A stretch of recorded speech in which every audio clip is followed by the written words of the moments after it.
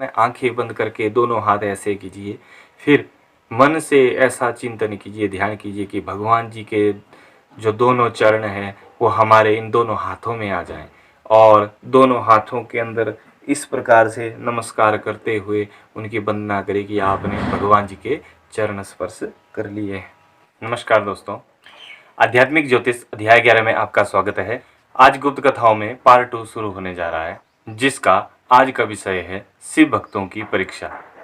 कौन है भगवान शिव का सच्चा भक्त? अगर आप भी अपने आप को भगवान भोलेनाथ का सच्चा भक्त मानते हैं तो यह वीडियो आपके लिए बड़ी ही महत्वपूर्ण होने वाली है। तो वीडियो को अंत तक जरूर देखें और लाइक और सब्सक्राइब भी करते रहें। आइए आज की वीडियो हम शुरू करते हैं। एक नगर में भगवान शिव शंकर भोलेनाथ जी का दिव्य मंदिर था, जिस मंदिर के अंदर हर समय अनेक प्रकार के भक्तों की भीड़ लगी ही रहती थी। सावन का महीना आया, कावड़िए गंगा जल इत्यादि लेकर भोलेनाथ जी को चढ़ाने के लिए आए। सावन का महीना होने की वजह से उस शिव मंदिर के अंदर भगवान भोलेनाथ के भक्तों की अत्यधिक भीड़ लगी हुई थी। सभी भक्त मिलकर के जय भोलेनाथ, जय महाकाल, जय भोलेनाथ इत्यादि प्रकार से जयकारे लगा रहे थे। तभी एकदम से आकाश में बिजली कड़कने लगी, तेज आंधी इत्यादि चलने लगी। तेज आंधी के बीच भगवान भोलेनाथ जी के इन भक्तों ने आकाश की ओर देखा। बिजलियों की गड़गड़ाहट जो हो रही है, उस बिजलियों की गड़गड़ाहट के अंदर से एक सोने का बड़ा ही विचित्र और बड़ा विशाल का एक दिव्य थाल धरती की ओर आ रहा है। सभी भक्त पीछे हट जाते हैं और वह सोने का थाल धरती पर मंदिर के प्रांगण में पहुंच जाता है। तो मंदिर के पुजारी इत्यादि वहां पर उपस्थित लोगों ने उस थाल को बड़े ही आश्चर्यचकित होकर देखा। तो उस थाल के ऊपर कुछ लिखा हुआ था कि जो कोई भगवान शंकर का, भगवान भोलेनाथ जी का प्रिय भक्त होगा या भगवान जी का प्रिय होगा, ऐसे उस प्रिय भक्त के लिए यह दिव्य थाल भगवान भोलेनाथ जी ने उनके लिए भेंट रूप में भेजी हुई है। और एक विशेष बात, यह बहुत ही चमत्कारी थाल है और जिस भी सुपात्र व्यक्ति के पास यह थाल होगी उसको कभी भी धन की कमी नहीं होगी। अर्थात यह जो थाल है कुछ साधारण थाल मत समझना, बल्कि भगवान भोलेनाथ जी का दिव्य आशीर्वाद समझना। तो अब जो लोग मंदिर की व्यवस्था देखते थे वे सभी बड़े ही प्रसन्न हो गए कि हम तो मंदिर के अंदर भगवान भोलेनाथ जी की सेवा करते हैं, मंदिर की सफाई इत्यादि करते हैं, मंदिर की रक्षा इत्यादि करते हैं, इसलिए हम भोलेनाथ जी के बड़े ही प्रिय भक्त भी हैं और प्रिय सेवक भी हैं, इसलिए यह थाल हमें ही मिलेगी। तो अब भगवान जी के भक्तों की परीक्षा शुरू हो जाती है। सर्वप्रथम पुजारी जी आगे आए और कहने लगे, मैं प्रतिदिन भगवान भोलेनाथ जी को नहलाता हूँ, पूजा करता हूँ, अर्चना करता हूँ, आरती करता हूँ और सुबह शाम भगवान भोलेनाथ जी की भक्ति में ही लगा रहता हूँ, इसलिए मैं भगवान भोलेनाथ जी का सबसे प्रिय भक्त हूँ और ये थाल मुझे ही मिलनी चाहिए। ऐसा कहते हुए वह थाल अपने हाथ में उठा ली। तो वह थाल पुजारी जी के हाथ लगते ही मिट्टी की बन जाती है। अब पुजारी जी को बड़ी ही निराशा हुई, भगवान जी का मैं परम भक्त नहीं बन पाया, और निराश मन होकर वहाँ से चले जाते हैं। जैसे पुजारी जी ने थाल धरती पर रखी, पुनः वह सोने की बन जाती है। तो वहाँ पर जो मंदिर की व्यवस्था देखते थे उनके मन में पहले भी यह विचार आया था, अब तो उन्होंने पक्का समझ लिया कि यह थाल उन्हें मिलेगी, और उन्होंने भी यह कहते हुए कि हम प्रतिदिन भगवान भोलेनाथ जी की सेवा करने वाले हैं, हम जैसा तो कोई होगा ही नहीं, इसलिए उन्होंने थाल हाथ में उठा ली। लेकिन पुनः पहले की भांति, पुजारी जी की भांति क्या हुआ, इनके हाथ लगते ही वह थाली पुनः मिट्टी की बन जाती है। तब इन्हें भी बड़ी निराशा हुई, दुखी मन से इन्होंने भी थाली नीचे रख दी। तो जब यह सब घटना हो रही थी तब उस नगर के राजा तक यह समाचार पहुंच गया कि हमारे इस देव मंदिर में, शिवालय के अंदर भोलेनाथ जी का जो दिव्य मंदिर है, उस मंदिर में एक आकाश मार्ग से एक सोने की दिव्य थाल, चमत्कारी थाल आई है। और उस थाली के ऊपर लिखा है कि जो भगवान जी का परम सेवक होगा, भगवान जी का जो परम प्रिय होगा, उसको यह प्राप्त होगी और यह थाली हर प्रकार की सुविधा देने वाली है। तो राजा भी तुरंत ही उस स्थान पर पहुंचा और कहने लगा, मैंने इस मंदिर के निर्माण के लिए बड़ी भारी दान और दक्षिणा दी है, नित्य प्रतिदिन भगवान भोलेनाथ जी के लिए दान इत्यादि करता रहता हूँ, तो मुझ ऐसा भक्त कोई नहीं होगा। मैं राजा हूँ, अपने सामर्थ्य से जितनी मेरी सामर्थ्य है अपार धन में भोलेनाथ जी के लिए दान करता रहता हूँ, इसलिए थाल मुझे ही मिलनी चाहिए। और उस राजा ने अहंकार स्वरूप में घोर अभिमान करते हुए थाली हाथ में उठाई।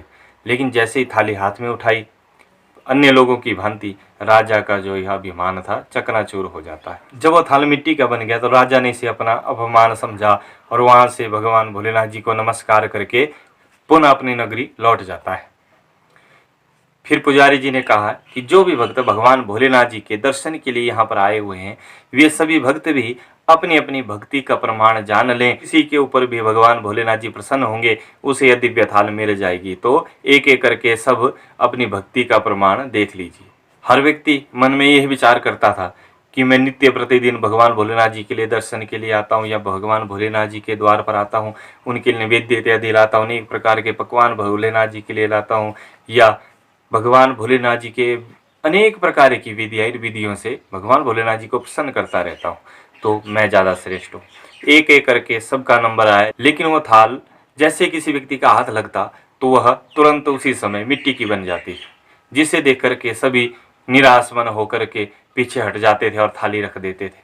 तो पुजारी जी, मंदिर की व्यवस्था देखने वाले, यहाँ तक कि वहाँ का राजा और जितने भी भक्तगण भी आए, लेकिन भगवान भोलेनाथ जी का कोई भी प्रिय साबित नहीं हो सका। वहाँ पर उपस्थित सभी लोगों ने यही मन में विचार किया, ना जाने हमारी पूजा में, पाठ में, भक्ति में कौन सी त्रुटि होगी जिसके कारण भगवान भोलेनाथ जी हमसे नाराज हो गए। उसी नाराजगी के कारण यह सब घटना हमारे साथ घटित हुई। तो सभी का जितना भी अभिमान था अब ये चूर चूर हो जाता है। हाथ जोड़कर भगवान भोलेनाथ जी का सभी अब ध्यान कर रहे, क्षमा याचना हुए करने लगे।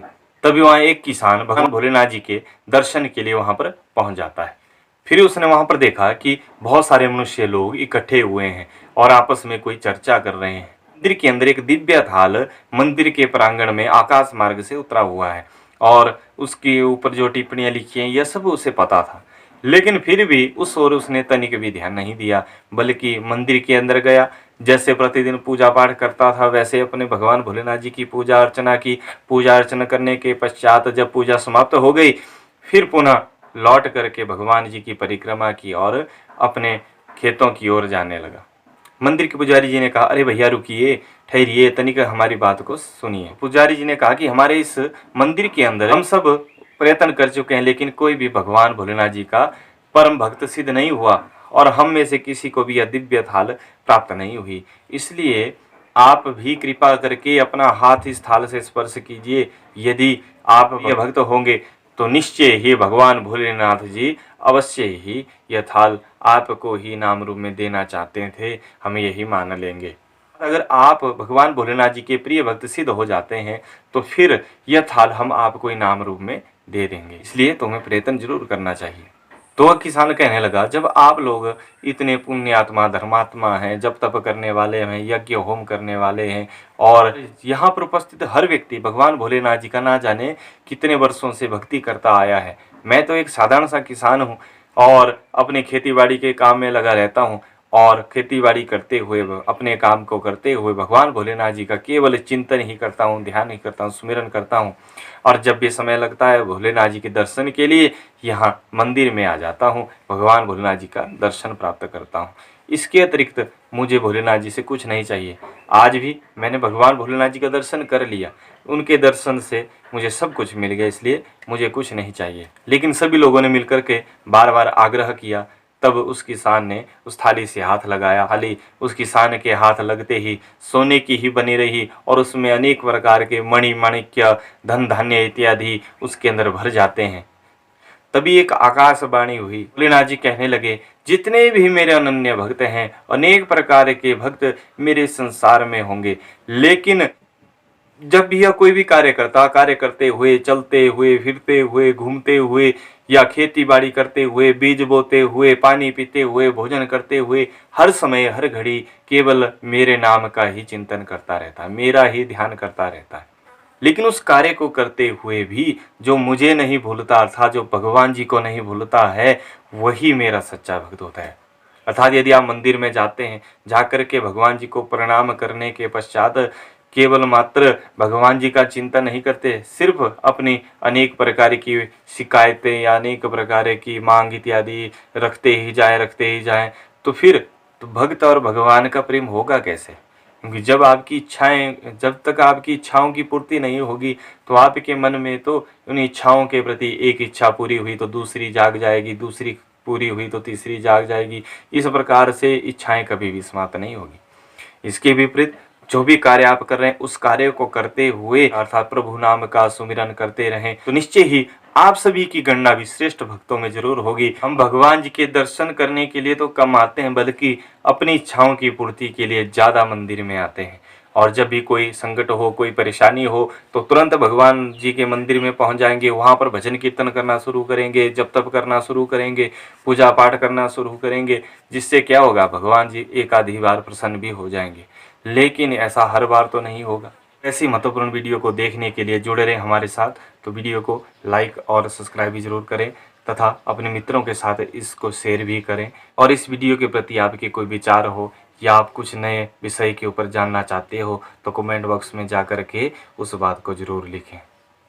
तो आज की वीडियो को हम यहीं पर विराम देते हैं। मिलते हैं पार्ट 3 में नई वीडियो के साथ। जय श्री राम, जय महाकाल।